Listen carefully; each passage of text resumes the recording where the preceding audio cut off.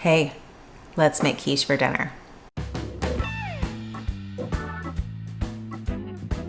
Hey friends, it's Victoria. Welcome back to Fortuna Cucina, the Lucky Kitchen. So today we're going to be making quiche, and I love making quiche. It's easy peasy, it really is. One thing I'm going to tell you is I'm making my crust from scratch. Y'all know me, you know I'm gonna make it from scratch because it tastes so much better. But the one thing I wanna tell you is there's no judgment here if you wanna go buy some pre-made pie crust. And actually for many years, I would have the Trader Joe's gluten-free pre-made pie crust in my freezer ready to go. A quiche is actually an easy dinner. Okay, you really, like the only thing you have to do other than pie crust is the egg and figure out what else you're gonna put in there. Boom, you're done. And it does take a little bit to cook, but I have to say though, the last oven I had, it took a full hour. This oven, it takes 30 minutes. So depending upon your oven, it's gonna take anywhere from 30 minutes to an hour. The big thing is to make sure that's actually done, but we're gonna get to that. So what should you add to your quiche? I like to add some type of meat because my youngest is a carnivore and he loves meat, and it's more likely he will eat it if there's some type of meat involved. So I like to add diced pancetta. With this quiche I'm making today, I'm doing some diced asparagus, delicious. And then adding some cheese on top. I would think about what vegetables, meat, and dairy you like. For vegetables, you can put in anything like broccoli, asparagus. I don't know how carrots would taste. I've never done carrots. I have added peas before, but peas are actually a starch, so keep that in mind. You could add diced chicken. You could add a bacon. As I mentioned, I like pancetta. You could do any type of roasted vegetable you want to do. Cheese. I like some cheese on top. I think it gives it a pretty look. I also like to add a little bit of cheese into the egg mixture. It gives a good flavor. But really, like if you're non-dairy, like don't worry about it. It's no biggie. So those are some things that you can add in with your quiche. So we're gonna be making our pie crust and putting our quiche in. Now the recipe for pie crust that I have calls for, it actually makes 2 pie crusts. You can make your own dough or you can get it at the store. It doesn't matter, but I think what's important is that we're cooking at home. We're getting in the kitchen. We're making these amazing meals without having to go to a restaurant that's gonna charge us a gazillion dollars, or the restaurant that has questionable ingredients. You don't know how fresh the swordfish is. You know what I'm talking about. Have you ever been to that restaurant where it's like, what day did they deliver the fish? Wednesday? Okay, let's not go Tuesday night and get the swordfish special. So that's what we're gonna be doing today.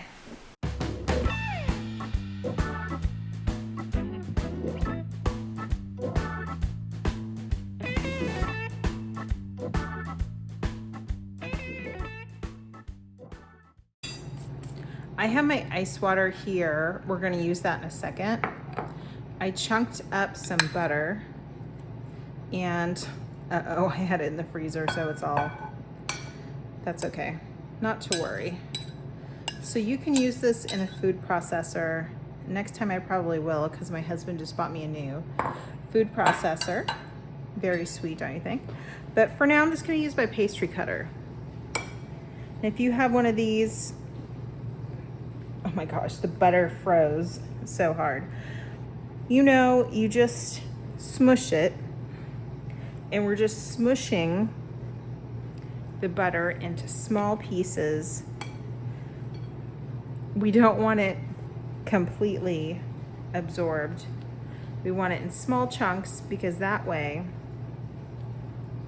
when the little chunks of butter is how the crust gets flaky. So I'm just gonna continue doing this. Once these little chunks have gotten down to a good small amount, probably a pea shape, as my mother used to say, then we're gonna add the ice water. And that's basically all there is to it. We're gonna add the ice water, make sure it mixes together, and then we are going to let it chill. And that's it.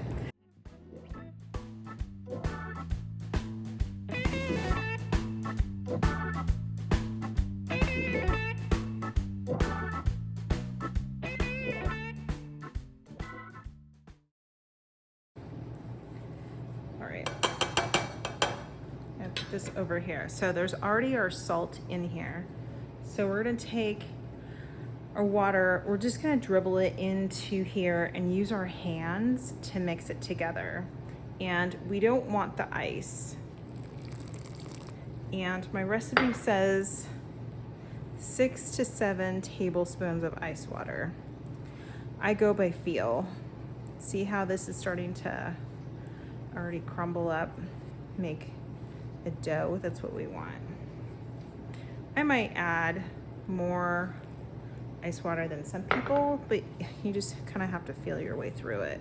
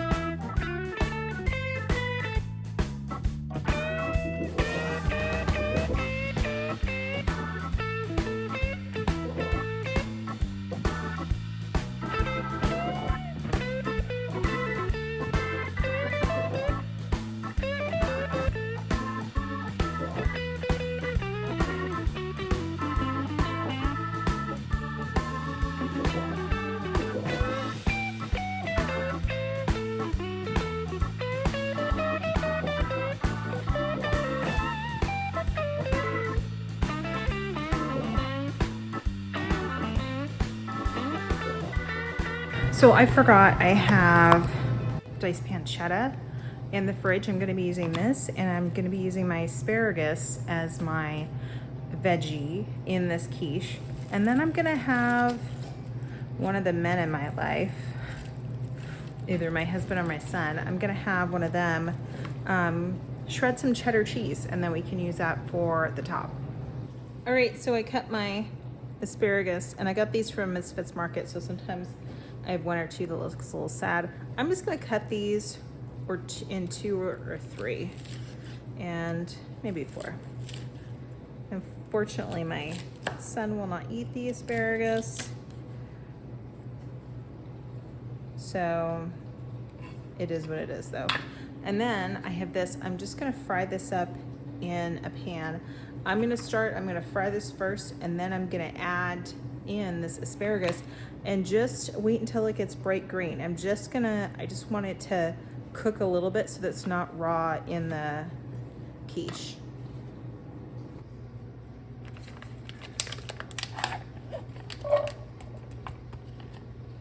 So you want every little piece. I think I got this at Trader Joe's. If you can get the pancetta diced, it makes life easier. So I'm gonna let this cook for just a minute before I add the asparagus.